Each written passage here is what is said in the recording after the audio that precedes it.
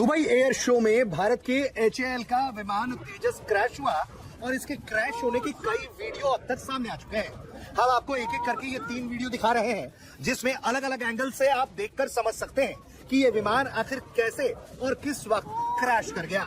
पहले वीडियो में आपको दिखाई दे रहा होगा कि विमान तेजी से आसमान में उड़ान भर रहा है, आसमान में गोते लगा रहा है और अचानक से अपने मैन्यूवरिंग के दौरान तेजस विमान एक फ्लिप शॉट लेता है और फिर हवा में गोते लगाकर सीधे जमीन में आकर गिरता है और पूरा विमान आग के गोले में तब्दील हो जाता है। अब आपको हम एक और वीडियो दिखाते हैं। इस वीडियो में आप देखेंगे कि आपको कई सारे विमान एक साथ तस्वीरों में दिखाई दे रहे हैं और तेजस बड़ी ही तेजी से नीचे की तरफ आ रहा है।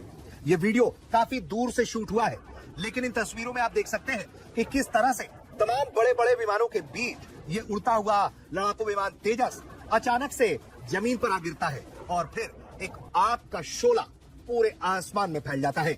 इन तस्वीरों को देखकर हर कोई हैरान रह गया, क्योंकि किसी को यह उम्मीद नहीं थी कि इतने बेहतरीन प्रदर्शन करने वाला तेजस विमान इस तरह से अचानक जमीन पर आ गिरेगा और क्रैश हो जाएगा। मैन्यूवरिंग करते हुए तेजस लड़ाकू विमान के कई एंगल की तस्वीरें सामने आई हैं। इसके अलावा एक और एंगल से ये वीडियो रिकॉर्ड हुआ है जहां तेजस विमान साफ तौर पर आसमान में गोते लगा रहा है, फ्लिप कर रहा है और फिर धीरे धीरे वो नीचे आता हुआ दिखता है। लेकिन जब वो नीचे आता है तो वो वापस आसमान की तरफ उड़ान नहीं भर पाता है और फिर बड़ी ही तेजी से नीचे आकर जमीन पर टकरा जाता है, जिसके बाद किस तरह से ये आग और धुएं का गुब्बारा पूरे आसमान में फैल जाता है। आसपास की तस्वीरों को समझा जा सकता है कि रनवे से काफी दूर किसी दर्शक ने इस वीडियो को रिकॉर्ड किया है, क्योंकि जब ये वीडियो जूम आउट होता है तो आपको वहां पर कई दमकल की गाड़ियां, इसके अलावा आपको कई सीढ़ियां दिखाई पड़ती हैं। और जिस तरह से HAL का ये विमान दुबई के एयर शो में क्रैश हुआ है, उसे देखकर हर कोई हैरान रह गया है, क्योंकि किसी को उम्मीद नहीं थी कि इस तरह से तेजस विमान क्रैश कर सकता है। इंस्टेंटली यहां पर यह खबर आई तेजस को लेकर और अब यह इन्वेस्टिगेशन शुरू हो गया है कि आखिर यह कैसे हुआ, क्यों हुआ। यह इस वक्त की बड़ी खबर है।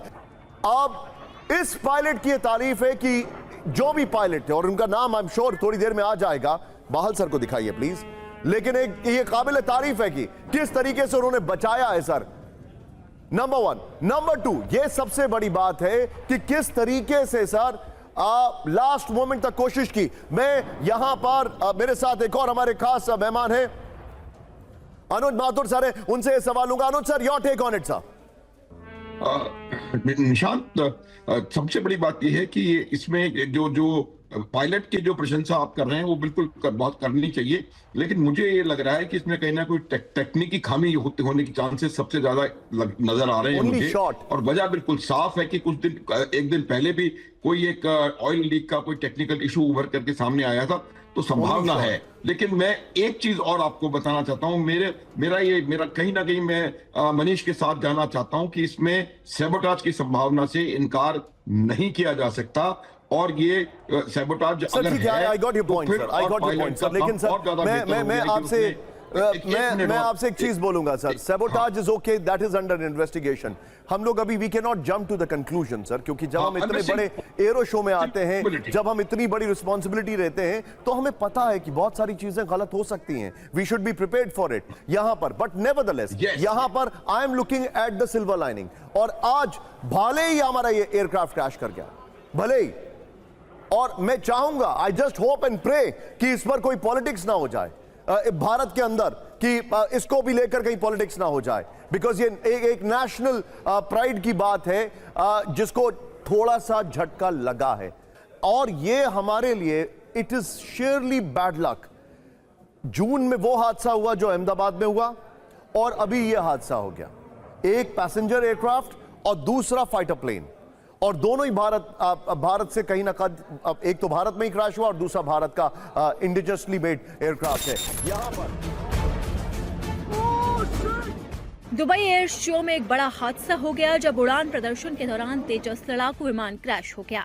हादसे के तुरंत बाद अल मखतूम इंटरनेशनल एयरपोर्ट के ऊपर काले धुएं का गुबार उठता दिखा।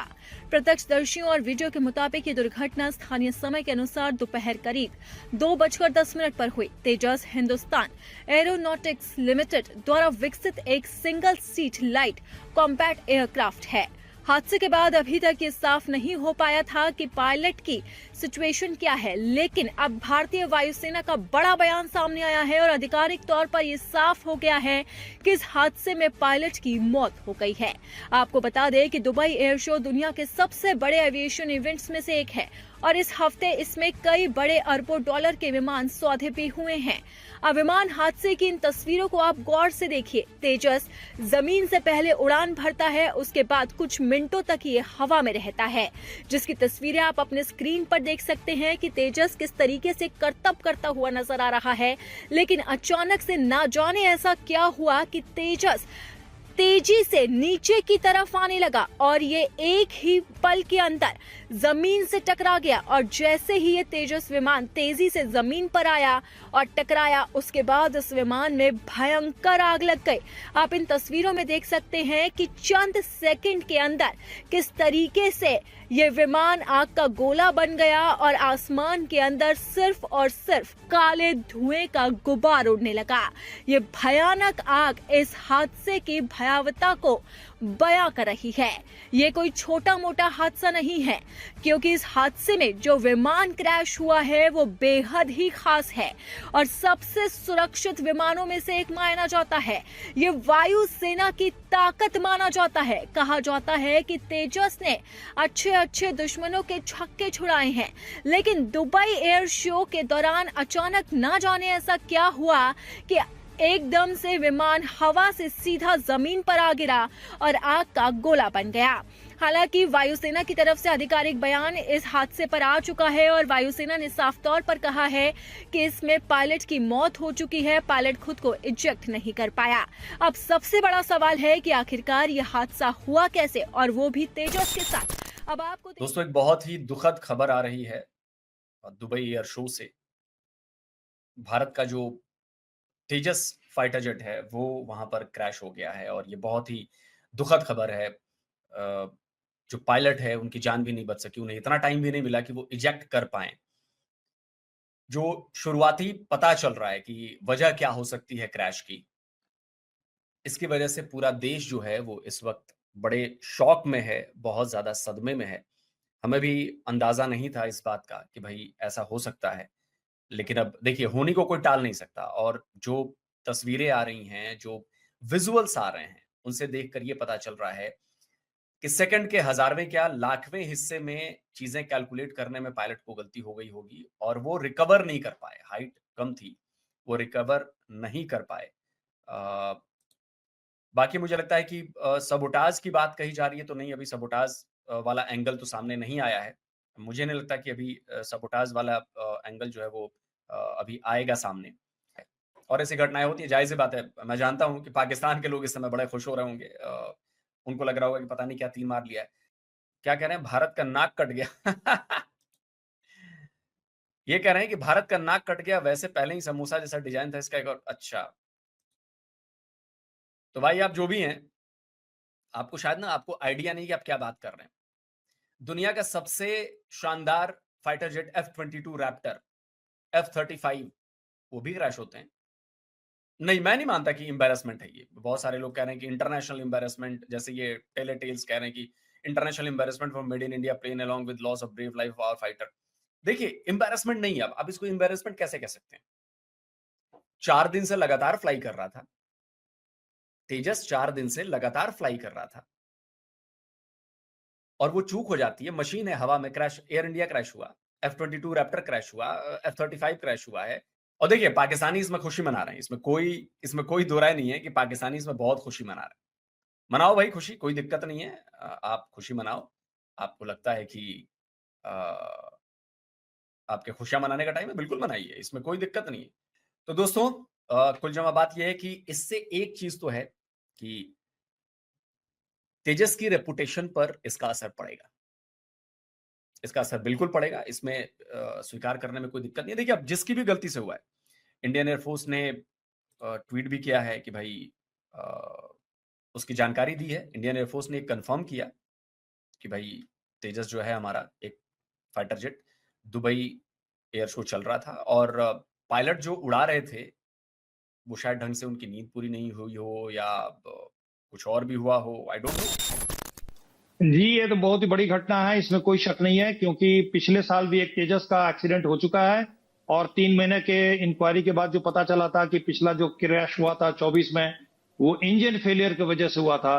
और इस बार भी जो ये क्रैश लग रहा है, इसकी तो अभी जांच की होगी और इसके बाद ही पता चल पाएगा। लेकिन जहाज का जो वीडियो नजर आ रहा है, उससे साफ ऐसा लग रहा है कि जहाज एक मैनूवर कर रहा था एयर शो के अंतर्गत, और जब वो जमीन के नजदीक आता है और जब वो एटीट्यूड अपना चेंज करता है, नोज को अप करता है जमीन के पास से फिर ऊपर उठने के लिए, उसी समय जहाज में या तो कोई तकनीकी खराबी आई है या इंजन फेलियर हुआ है, जिसके कारण जहाज जमीन से टकरा गया है। तो ये बहुत ही बड़ी चिंता का विषय है, इसमें कोई शक नहीं है।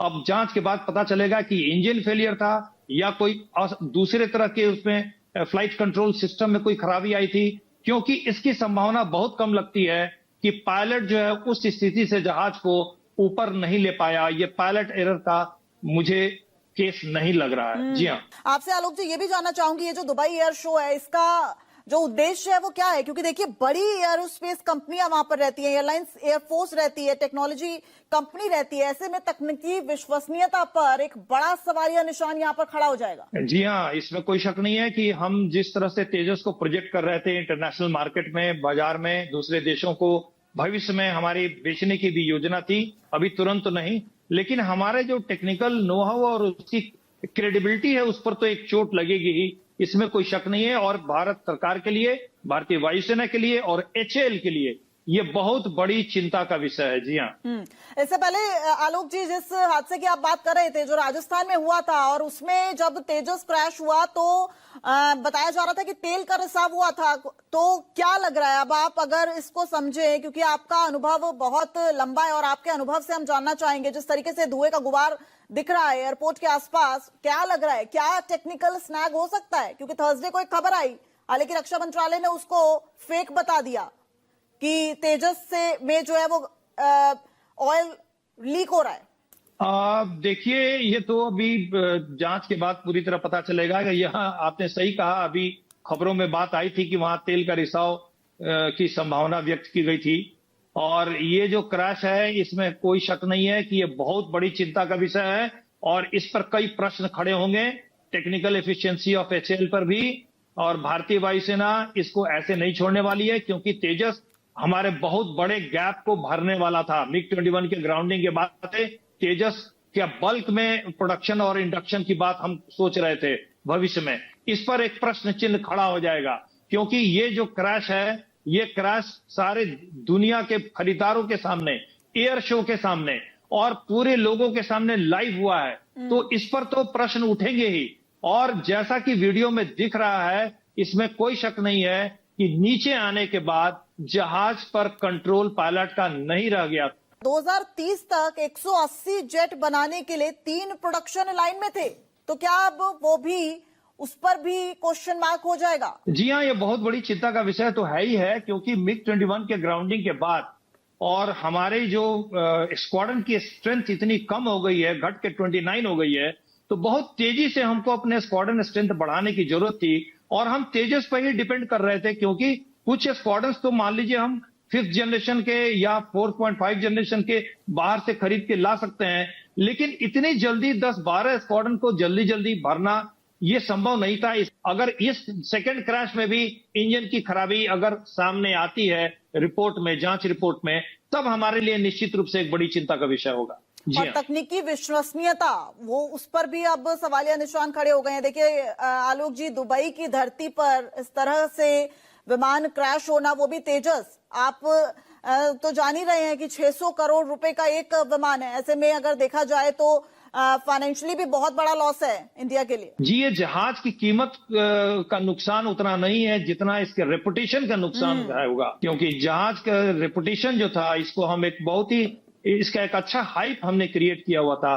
4.5 जनरेशन का ये फाइटर जहाज डेवलप हो रहा था, इसका मास प्रोडक्शन होना था, इसमें हमने तरह तरह के एवियोनिक्स जो थे वो लेटेस्ट लगाए थे अलग से। इसका EW सूट काफी उन्नत किस्म का था, इसका रडार, आईसा रडार काफी उन्नत किस्म का था। तो ये इसके जो डिफरेंट इसका जो हेलमेट है वो बहुत ही अत्याधुनिक तरह का था, जो कि टारगेटिंग और टारगेट एक्विजिशन एंड शूटिंग के लिए सिंक्रोनाइज था उसका हेलमेट। तो इन सब चीजों के लिए बात सही है कि काफी हाइप था और काफी हम इसको एक भरोसे के रूप में तेजस को ले रहे थे। अब इस थोड़ा सा भरोसे चिन्ह लगेगा ही। जी हाँ।